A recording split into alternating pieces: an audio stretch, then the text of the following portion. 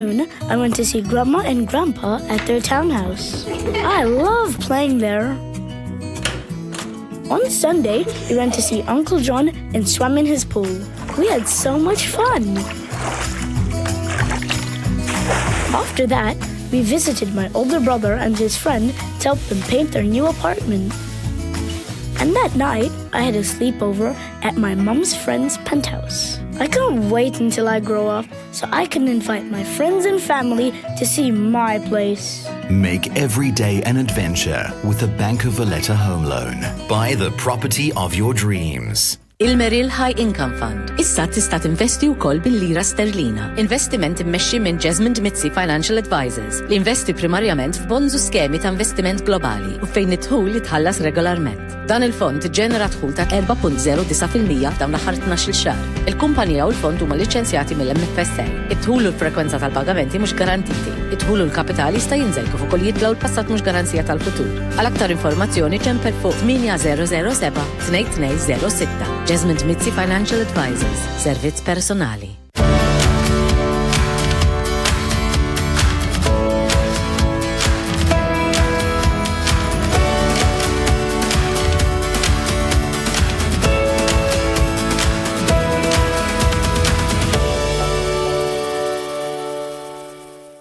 Dan il-programm miġġub lilkom minn Bank of Valletta, Mafre MSV Life, Jesmond Mitzi Financial Advisors u Bank of Valletta Asset Management.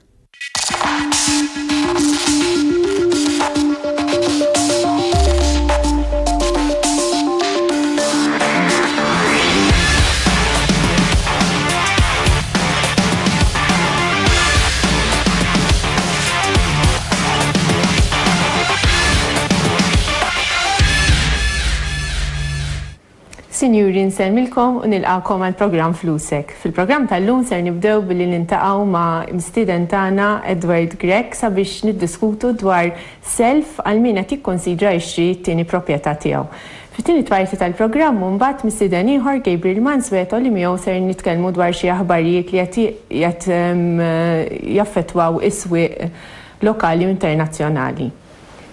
Edward, Gabriel, nsemmilkom nilqakom għal-programm. Edward, xtaqt billi nitkellmu fuq self għal min qed jikkonsidra jixtri proprjetà għat-tieni darba. X'nifhmu meta ngħidu second time market? Il-risposta ħafifa biex niftehmu hija dak kollu li mhux first time. Biss biex nkun iktar nikkwalifikah dak il-persuna li jixtri it-tieni, it-tielet u anke xi kultant iktar proprjetajiet. Huwa market li żviluppa ħafna dal-aħħar. Tradizzjonalment da beda billi bniedem jixtri veleġġatura. Għada dik teżisti, imma ovvjament it-trends qed jinbidlu wkoll. Nies iktar isifru, tajjeb biex imorru jieħdu l-holidays. Malta hija żgħira, ġifieri u għal żminijiet forsi li għax naħna fihom illum in-nies biex igawdu imorru jisifru. Imma mhux hekk biss għax xorta għataw nies li jażlu jixtru t-tieni dar tagħhom, speċjalment dawk li jkunu jqogħdu mhux viċin tal-baħar. Illum ukoll hemm għandna nies li qed jixtru fi proprjetà f'Għawdex, tajjeb hemmhekk qed jiżdied ukoll market biex imorru fis-Sister Islands tagħna. U allura dak huwa market li l-banek bdew jaħsbu għalih, tajjeb. Ħasbu għalih iktar tard bi prodotti li qed jippreżentaw lill-klijenti tagħhom. Kif jikkonsidra dan is-settur il-banek, kif ħares lejh? Mela l-banek jaqsam das-settur fi tlieta. Għandek dawk il-residenti li jridu jixtru kif qed dar biex imorru veleġġatura. Hemmhekk il-banek normalment jistendu loans kważi bl-istess rati li jagħtu fil-first home. U allura hemmhekk għatem jeżisti ovvjament market ta' min irid jixtri biex imur igawdi. Hawnhekk irid ukoll ngħid li mhux bil-forsi ikun dar ta' sajf, jista' jkun anke dar ta' xi winter retreat li ovvjament ikunu jridu jagħmlu. Imbagħad hemm dak is-settur ieħor li huwa settur fejn in-nies, fejn il-klient irid jinvesti jinvesti billi per eżempju jixtri proprjetà jew bil-ħsieb jew bl-iskop li itjal it-tfal later on in life, jew forsi għandu il-ġenituri li jiġu għodu viċin tagħhom, allura ma tkunx purely residenza proprja tagħhom. Jew per eżempju għod fi blok ta' appartamenti u jiġi l-appartament ta' fuq u available u jgħid ma nixtieqx ikolli nies miegħi iktar u hija f'pożizzjoni nixtieq tieni proprjetà u mbagħad naraw x'inqala. Ġifieri dak huwa settur li huwa iktar narawh bħala investment. It-tielet mbagħad settur huwa dak li jixtri l-proprjetà letteralment biex jikri. Tajjeb u hemmhekk ovvjament kellna attività u għatanna attività tajba tajjeb ta' min qed jixtri dat tip ta' investiment ħan biex ngħidu hekk. Semmejt daw ir-raġunijiet għaliex wieħed ikun irid jixtri t-tieni proprjetà tiegħu. Issa jkun bħala investiment, bħala villaġġatura, min huma dawk li qed jixtru t-tieni u t-tielet proprjetà tagħhom? Hawnhekk qed naraw trends tajjeb. L-ewwel il-klijenti li jaqgħu f'dil kategorija ħafna drabi jkunu klijenti li llum anke jibdew minn età żgħira. Mhux bil-fors li forsament tradizzjonalment konna ngħidu jixtri tieni dar minn ikollu 30, 40 u l-fuq. Illum anke naraw anke min għandu late 20s u early 30s. Probabbli qabel ikunu xtraw anke l-proprjetà li hu. Le, għaliex xorta jekk jixtri l-ewwel proprjetà, il-banek xorta jikkonsidrawh bħala l-ewwel residenza tiegħu. U ħafna drabi jekk ma jkunx hemm skop prinċipali li ħajjikri, normalment l-ewwel il-klijent l-ewwel ma jixtri il-presidenza li l-iskop tiegħu jgħix fiha. L-ewwel nies għaliex hemm inċentivi ukoll li jistennihom il-gvern meta inti tixtri l-ewwel proprjetà. U kull ċittadin Malti u anke dawk Ewropej huma għandhom dritt li jieħdu dan il-benefiċċju ta' li qiegħed jiskontawlhom l-stamp duty up to a limit ta' 150,000 fuq proprjetajiet tal-ewwel dar. U mbagħad hemm anke rati daqsxejn raġonevoli stamp duty iktar raġonevoli fuq ammonti daqsxejn ikbar.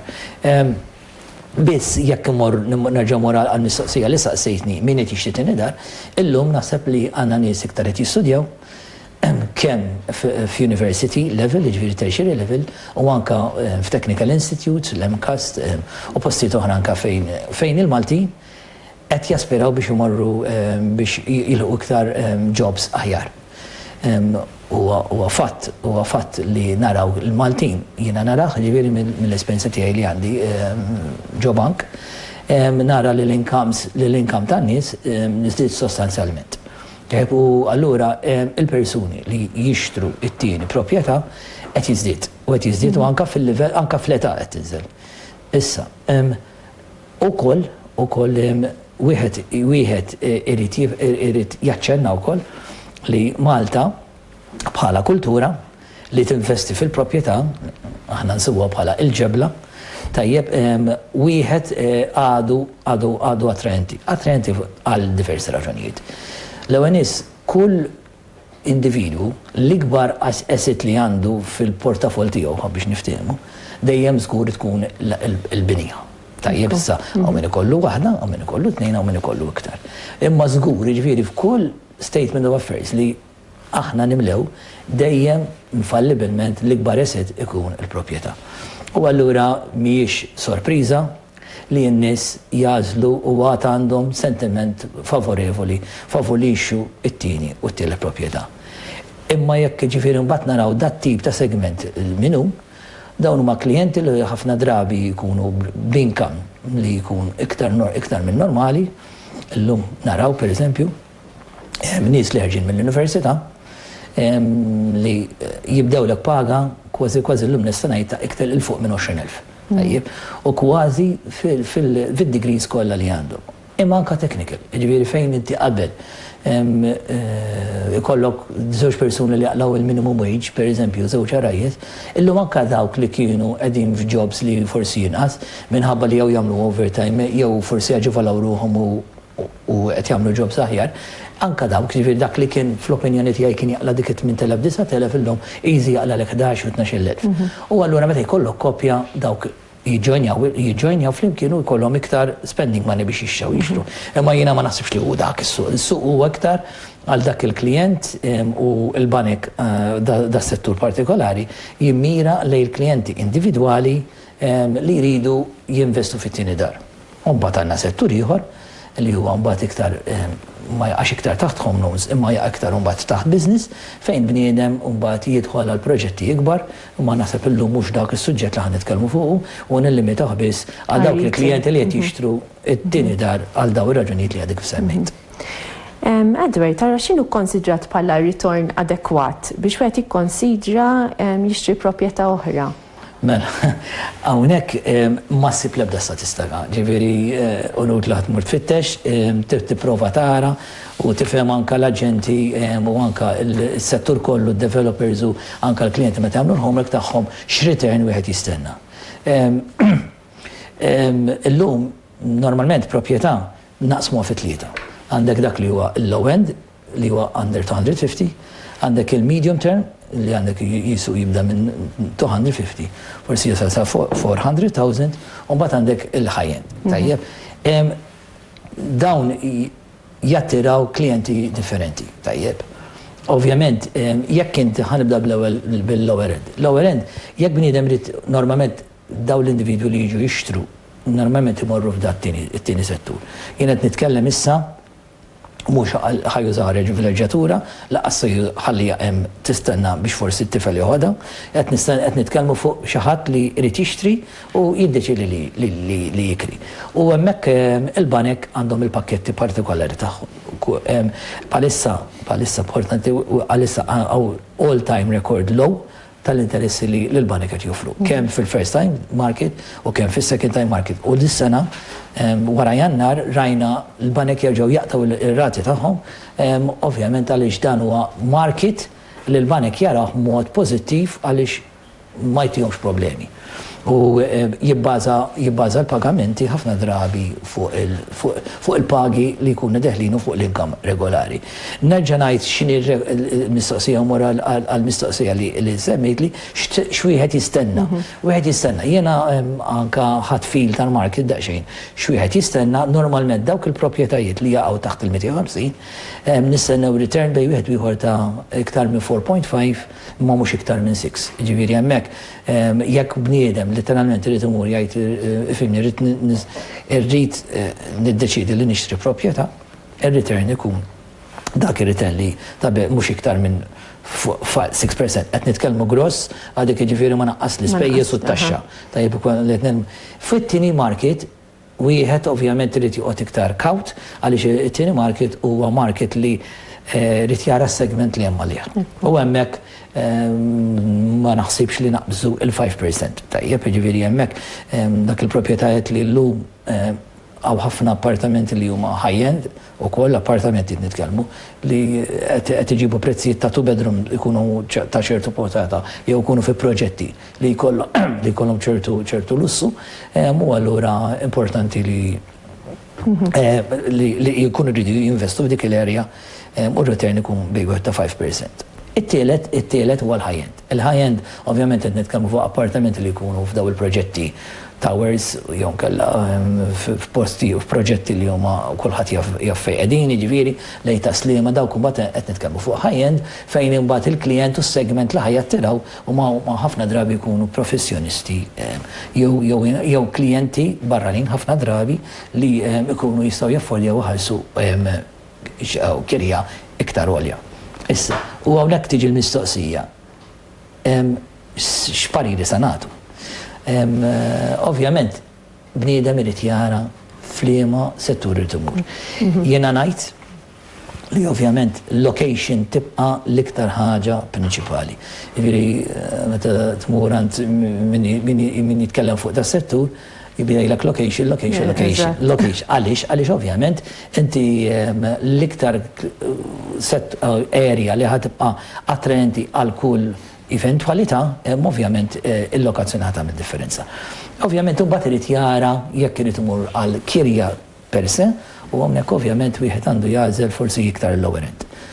Imma mbagħad jekk irid xi ħaġa li jaf li wara ċertu snin li rida għalih jew kella jrid jimmuvja biha xi darba, allura mbagħad irid jagħmel l-homework tiegħu hemmhekk. Grazzi ħafna, Edward. Suġġett interessanti ferm, però naħseb iridu jew naraw nagħmlu xi programm ieħor biex għax hemm aktar punti li xtaqt insaqsik fuqhom imma l-ħin ma jippermettix. Grazzi ħafna, se nagħmlu waqfa qasira tar-riklami, ibqgħu magħna.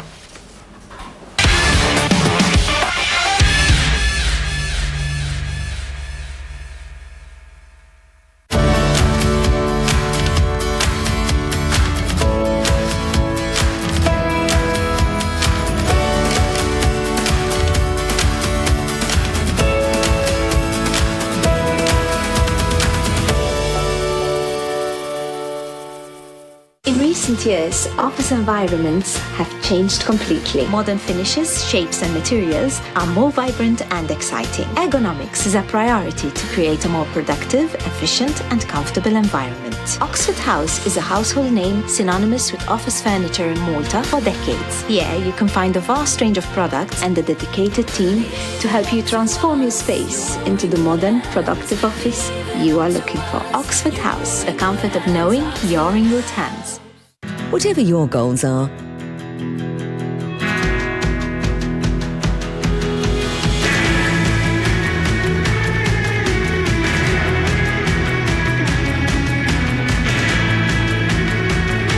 SavvySave can help you hit your saving goals.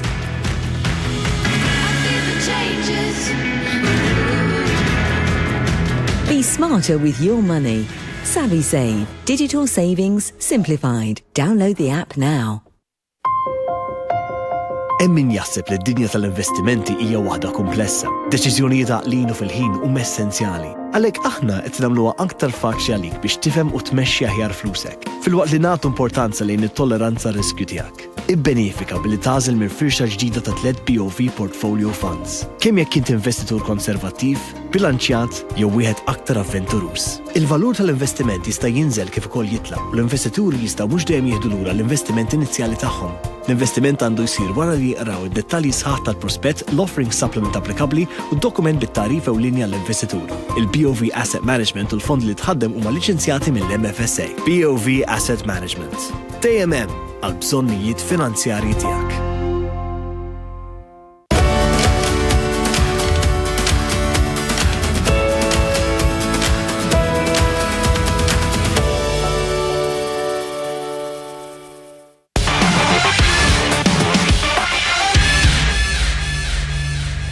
Nilqakom lura l-flusek, qabel ma naddu għal Gabriel Mansueto għat-tani parti tal-programm biex nitkellmu fuq is-swieq finanzjarji, xtaqt li nagħmel l-aħħar domanda lil Mr. Edward Grech dwar xi żvilupp ġdid fuq is-suq tal-proprjetà.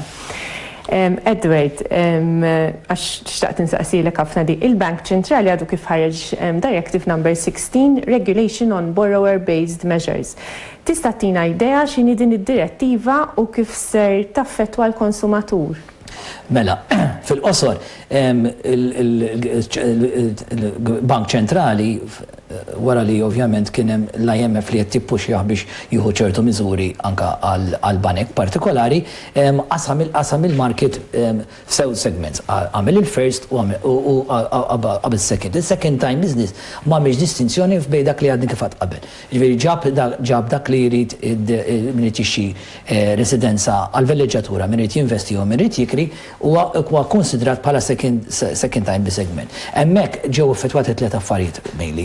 Ġew affettwati it-term, ġifiri fejn qabel konna nistendu f'ċertu prodotti partikolari anka sa 40 sena, ġifiri sa kemm bniedem jaqla 65, hemmhekk issa ġiet illokjata kkepjata għal 25 sena. So dik hija l-ewwel waħda li ovvjament tagħmel il-loan iktar more expensive għax titqassara fi żmien inqas.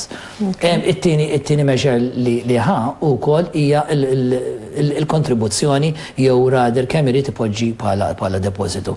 Hemmhekk mill-ewwel ta' Lulju ta' dis-sena, ġifieri ta' 2019, bniedem biex jixtri it-tieni proprjetà jrid jagħmel minimum ta' 15%.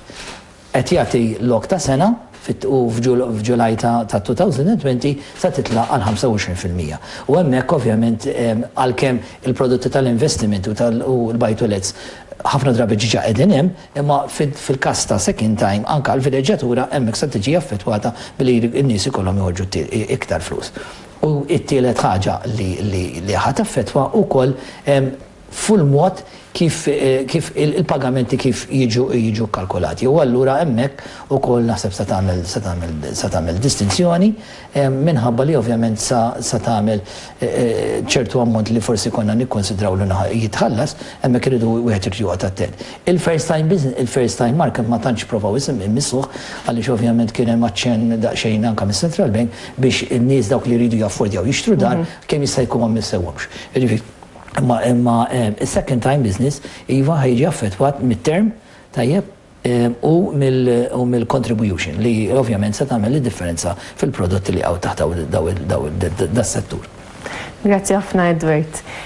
Issa naddu għalik Gabriel biex nitkellmu ftit fuq is-swieq. Kif kien l-andament fis-suq tal-isma lokali din il-ġimgħa Gabriel? Kienet ġimgħa negattiva wara rajna l-indiċi tal-Borsa ta' Malta javvanza l-ġimgħa l-oħra. Nistgħu ngħidu li tilef kważi 0.6%, rajna numru ta' kumpaniji il-kbar ngħidulhom aħna bħal Bank of Valletta, Go kif ukoll International Hotel Investments jitilfu mill-valur. U meta daw l-isma jaqgħu fil-valur, normalment l-indiċi ukoll jaqa' ħabba il-weight kbira li dawn l-isma għandhom. Fil-fatt, rajna s-sem ta' Bank of Valletta kważi tilef 3% wara li l-ġimgħa l-oħra għalaq bla tibdil fil-prezz tiegħu. Fis-settur bankarju, ix-shares ta' HSBC avvanzaw għat-tieni ġimgħa konsekuttiva biex issalqu fil-livell ta' euro 66 ċenteżmu. Malta International Airport avvanzaw ukoll, issa laħqu l-livell ta' 6 euro 60 ċenteżmu. Fuq nota negattiva mbagħad rajna IHI kif għadna tilfu kważi 5% wara li f'dawn l-aħħar ġimgħat rajna wkoll ix-shares ta' IHI javvanzaw sostanzjalment. L-istess ix-shares ta' Go wara li rajna gwadan sostanzjali f'dawn l-aħħar ġimgħat ukoll għat-tieni ġimgħa konsekuttiva għalqu f'livell negattiv biex issa għalqu l-ġimgħa fil-livell ta' 4 euro u 80 ċenteżmu. Gabriel, f'nofsin il-ġimgħa rajna l-Bank Ċentrali Ewropew ħabbar id-deċiżjoni tal-bank fir-rigward tas-sistema monetarja fiż-żona euro. X'impatt kellu dan fuq is-suq tal-bonds tal-Gvern ġo Malta? Bażikament il-Bank Ċentrali Ewropew kien mistenni li ħabbar il-update biex ngħidu hekk fuq is-sistema monetarja, kif kien mistenni ma għamel l-ebda tibdil u fost dan biex ngħidu hekk l-ebda tibdil li għamel ħalla ir-rata li l-banek ħallsu biex jiddepozitaw il-flus mal-Bank Ċentrali għal 0.4%. Ġif dan ifisser li bank kummerċjali li qiegħed jiddepozita flus mal-Bank Ċentrali Ewropew mhux qed jirċievi rata imma qiegħed iħallas. Din hija miżura li l-Bank Ċentrali Ewropew f'dawn l-aħħar snin wara l-kriżi finanzjarja biex jinkoraġġixxi li l-banek jisilfu iktar flus u l-kumpanniji jinvestu iktar u l-individwi jonfqu iktar flus. Sal-lum kif anke ħareġ ċar anke f'din il-konferenza stampa li għamel din il-ġimgħa l-Bank Ċentrali, l-effett ta' dawn il-miżuri forsi ma ħallewx l-effett mistenni. Fil-fatt il-tkabbir ekonomiku fl-Ewropa għadu kajman ħafna. Ir-rata ta' inflazzjoni kienet u għada baxxa. Ir-rata tal-imax kienu mistennin li jibdew jiċċaqalqu daqsxejn fuq minn dan is-sajf jew kien hemm l-aspettattivi li nibdew naraw x'ċaqli il fuq, però dan is-sejder li ġi post għall-2020.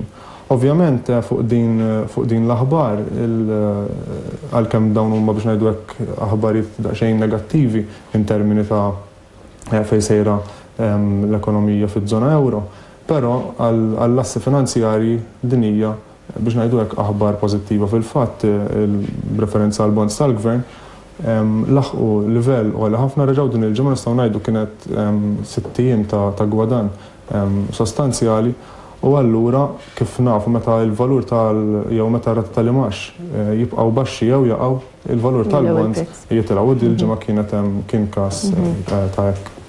Ġara l-istess ġol Ewropa, x'kien l-impatt? L-Ewropa, is-sitwazzjoni nistgħu ngħidu kienet pożittiva wkoll fejn jidħlu bonds ta' gvernijiet. Kellek il-bonds fil-Ġermanja, fl-Italja, fi Spanja, fi Franza javvanzaw fil-valur għall-istess raġunijiet.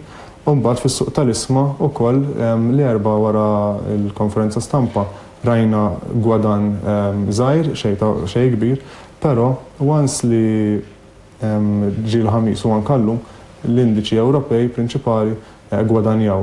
Again, ir-rati ta' jamax baxxi normalment l-investituri joħduhom bħala iktar stimolu, bħala iktar aspettattivi li l-Banek Ċentrali ħajjejnu lill-ekonomija Ewropea biex jippumpjaw iktar flus biex ngħidu hekk, u dak huwa kollu pożittiv għax normalment hemmhekk naraw l-isma jitilgħu fil-valur u fil-fatt reġa' ġara dan fejn ħatmur l-ekonomija Ewropea hija mbagħad mistoqsija.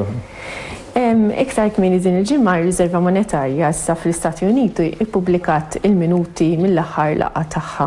X'kienu l-punti prinċipali li ħarġu minn din il-laqgħa? Mela, kif nafu il-Riserva Federali fl-Istati Uniti is-sena l-oħra li tirrati tal-imax għal 4 darbiet, lejn l-aħħar tas-sena l-istampa ħadet żvolta daqsxejn differenti. Fil-fatt il-minuti urew li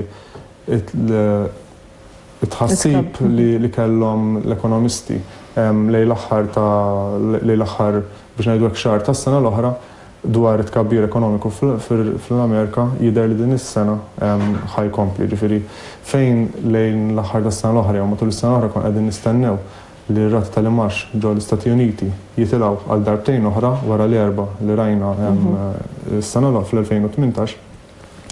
B'daqqa waħda isu il-kliem wara anke l-analisti qed jistennew li din is-sena jista' ma jkollna l-ebda żidiet fir-rati tal-imax. Ovvjament il-Bank Ċentrali huwa pożittiv fuq il-qagħda ekonomika u anke l-figuri ekonomiċi li baqgħu daħlin anke sal-lum stess huma pożittivi, però it-tkabbir u anke r-rati ta' inflazzjoni mihomx qed jimxu pass biex ngħidu hekk daqstant tajjeb jew daqshekk maġġel kemm xtaqu l-ekonomisti u l-analisti f'dawn l-aħħar snin.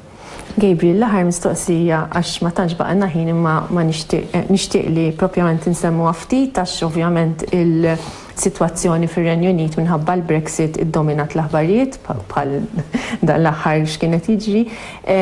Matul din il-ġimgħa kien hemm xi żviluppi, forsi tgħidilna ftit l-iżviluppi li kien hemm? Ekku hemm l-Unjoni Ewropea tat biex ngħidu hekk ultimatum ieħor lir-Renju Unit biex jieħdu deċiżjoni bil-mod ta' kif ħajtilqu mill-Unjoni Ewropea u bliema pakkett biex ngħidu hekk. Tagħhom id-data finali sal-31 ta' Ottubru, però din ġiet b'numru ta' kundizzjonijiet. Fosthom il-Renju Unit irid jipparteċipa fl-elezzjonijiet Ewropej ta' Mejju li jipparteċipaw iva.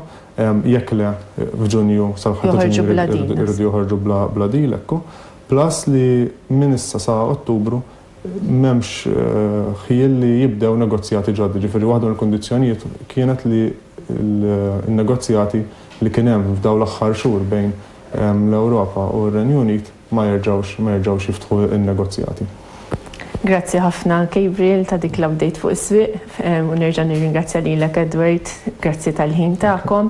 Bekk wasalna fit-tmiem edizzjoni oħra ta' Flusek min-naħa tiegħi nixtieq nirringrazzja bħal dejjem New Age Media l-producers tal-programm, nirringrazzja l-crew tekniku ta' Net Television, nirringrazzja sponsors tiegħi u fuq kollox nirringrazzja lilkom tal-li segwejtuna. Flusek jerġa' jkun magħkom il-ġimgħa d-dieħla. Insellmilkom.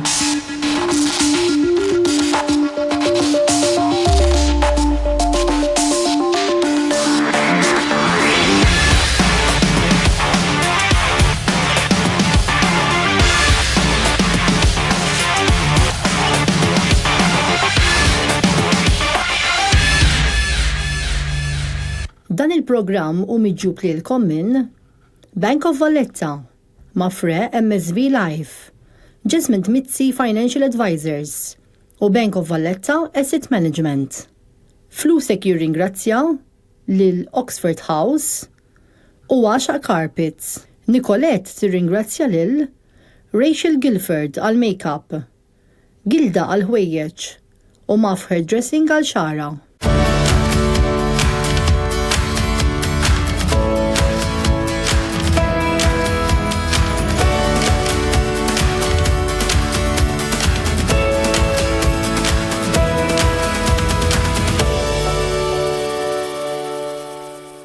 Il-Merrill High Income Fund. Issa tista' tinvesti wkoll bil-lira sterlina. Investiment immexxi minn Jesmond Mitzi Financial Advisors li investi primarjament f'bonds u skemi ta' investiment globali u fejn it-tħul jitħallas regolarment. Dan il-fond ġenera tħul ta' 4.09% dawn l-aħħar 12 xahar. Il-kumpanija u l-fond huma liċenzjati mill-MFSA. It-tħul u l-frekwenza tal-pagamenti mhux garantiti. It-tħul u l-kapitali jista' jinżel kif ukoll jitlaw l-passat mhux garanzija tal-futur. Għal aktar informazzjoni ċempel fuq 8007 2206. Jesmond Mitzi Financial Advisors, servizz personali. Whatever your goals are,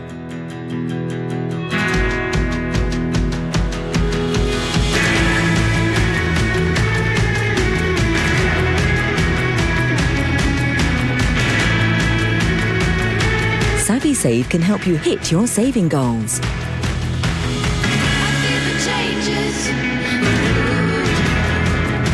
Be smarter with your money. SavvySave. Digital savings simplified. Download the app now. This weekend, I had a big adventure. In the morning, I got up early and had breakfast with my mom and dad. Then, in the afternoon, I went